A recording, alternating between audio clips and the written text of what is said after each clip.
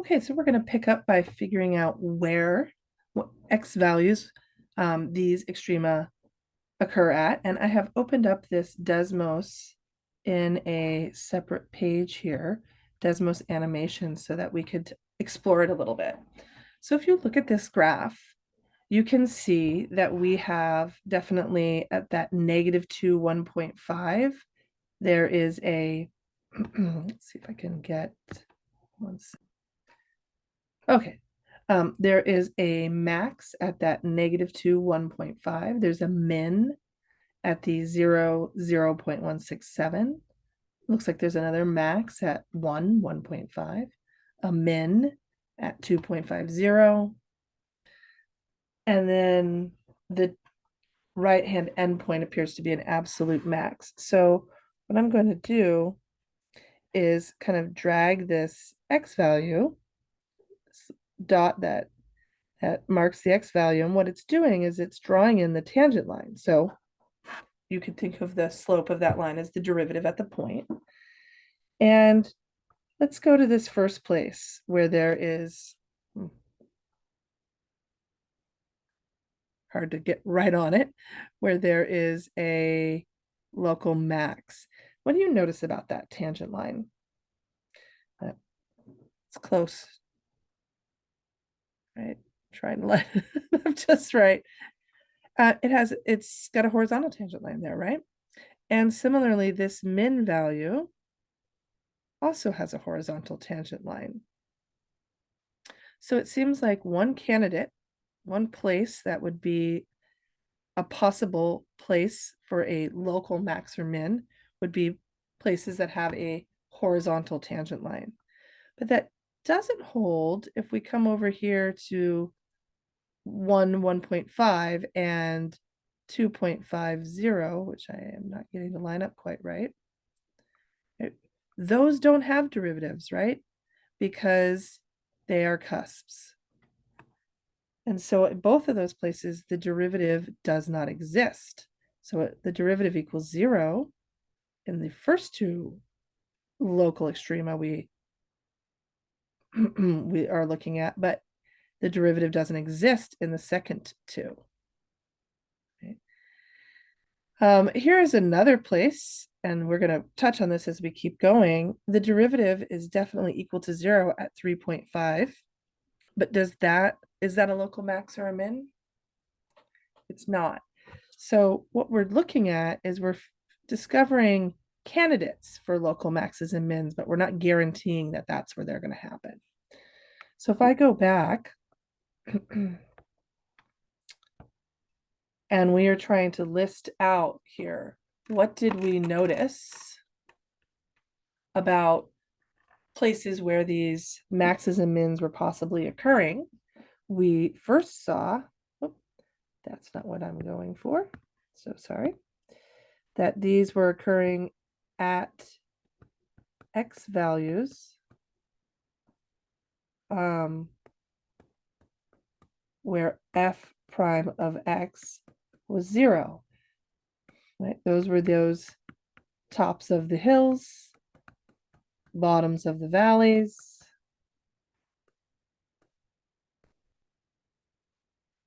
And they have horizontal tangent lines there. So that was the first thing that we noticed, or series of points that had local extrema. We also noticed them at x values where f prime of x does not exist, right? Non-differentiable points.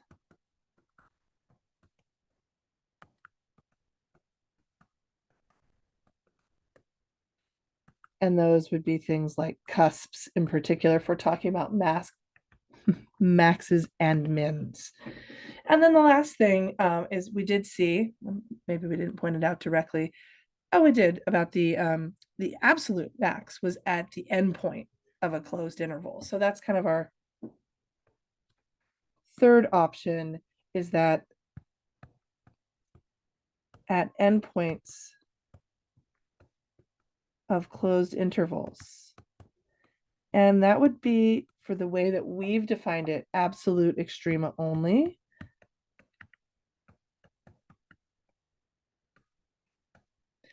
because it doesn't have that open interval that contains the x value. So we certainly could look for absolute extrema at the endpoints.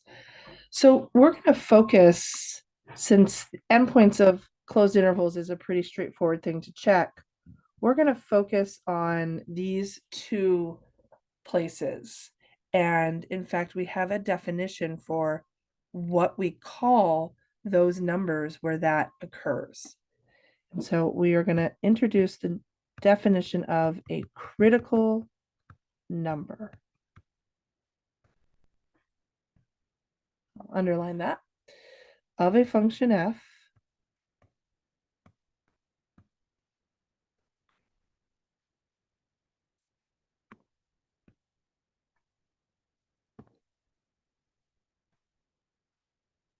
is a number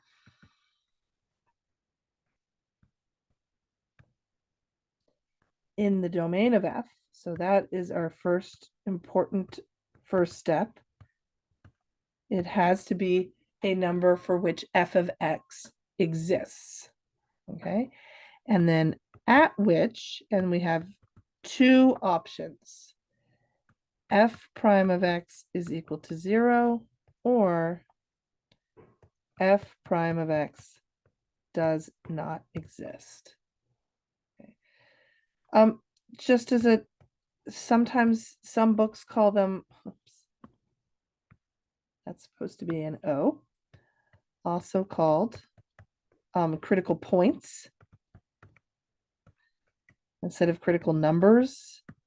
I tend to call them critical numbers just because it's an X value. It's kind of a number in the domain of F. So just keeping in mind, if it's in the domain of F, that means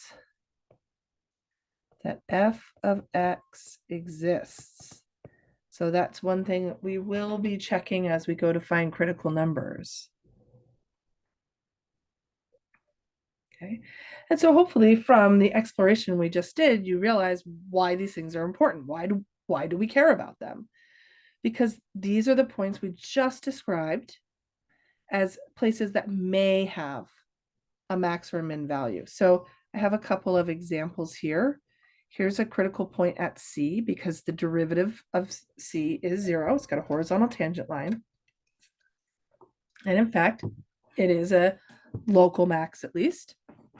Or similarly, in the next picture, it's the same idea.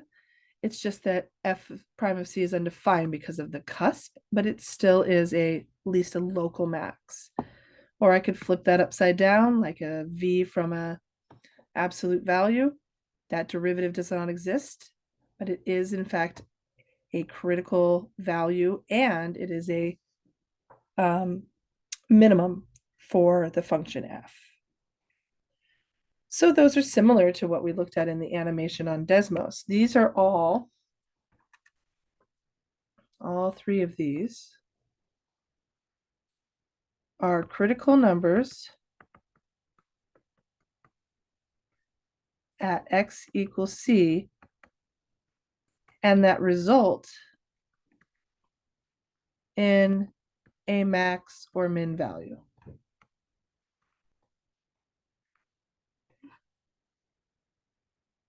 But it doesn't have to be the case that because there is a critical number, it absolutely means there's a max or a min. So a couple of examples of that just to get that idea across. Here is a function that has a horizontal tangent line, similar to what we saw in the Desmos picture.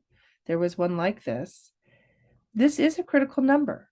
The derivative at c is 0, but it does not result in a max or a min. So that is an option. Just because it's a critical number doesn't mean it's guaranteed to be a max or a min.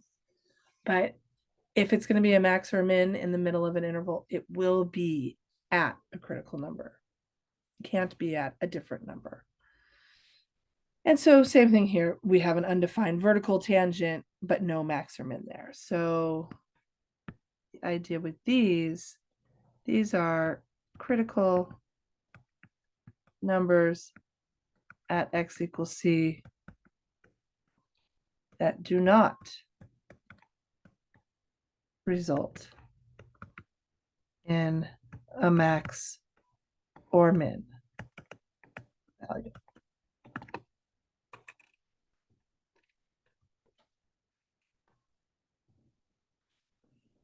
Okay, so we'll go ahead and do an example here of trying to find the critical numbers of a function.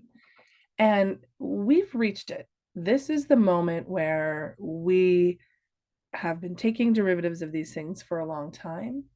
And now we actually have to do something with the derivative. We have to set it equal to 0 and solve for x.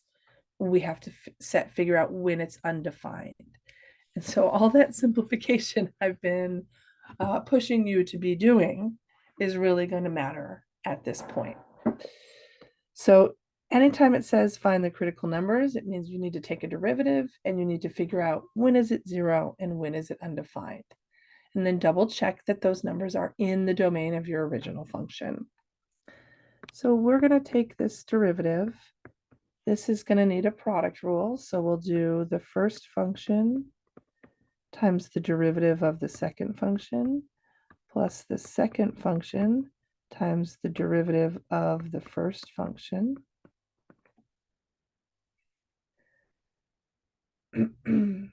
Now, there's a lot of different ways to go about simplifying.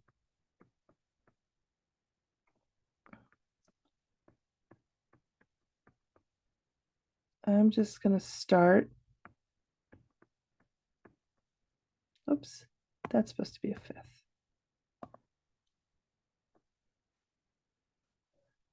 By writing it this way. And trust me, it's going to be a lot easier to figure out when this is undefined and when it equals 0 if you rewrite it as one fraction. So to do that, I'm just going to take this one and multiply the top and the bottom by 5x to the 2/5 so they have a common denominator. So if I do that, I'll have negative 5x. Let's see, x to the 2/5 times x to the 3/5 is x to the first. Plus, I think I'll distribute my 3 as well. All over 5x to the 2/5. So I have 12 minus 8x over 5x to the 2/5. And now I am perfectly primed to figure out when does this equal 0 and when is it undefined. Because a fraction like this will always equal 0 when the top is 0, because 0 divided by something is 0. And it will be undefined when the bottom is 0, because you cannot divide by 0. So as long as you're simplified at this point, you will not end up with a 0 over 0. When is the top 0? This is when f prime of x would be 0. I'll have 12 over 8, which is 3/2. And when is it undefined? It's undefined when the bottom is 0, which will just be at x equals 0. So I have two numbers that I found as my critical numbers. One is 3/2. Is that in the domain of the original function? It certainly is. In fact, is there anything not in the domain of the original function? I mean, I could raise anything to the 3/5 power. It's not an even root or anything like that. And I could do 4 minus x for any number.